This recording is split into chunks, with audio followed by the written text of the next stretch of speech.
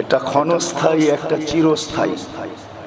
কিভাবে আমরা ক্ষণস্থায়ী জীবনকে গুছানোর জন্য 24 ঘন্টা রাত দিন 24 ঘন্টা অক্লান্ত পরিশ্রম করা, এটা আমাদের বুঝে আসে।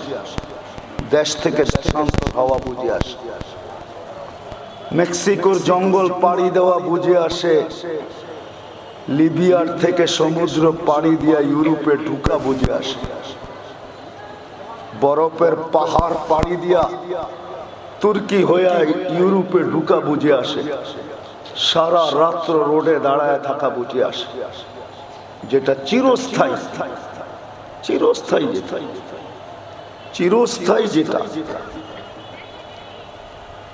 ওটা কেন বুঝে আসে? আল্লাহ যদি না বুঝাইতেন তাইলে বুঝতাম যে এটা বুঝে আসার কোনো রাস্তা নাই।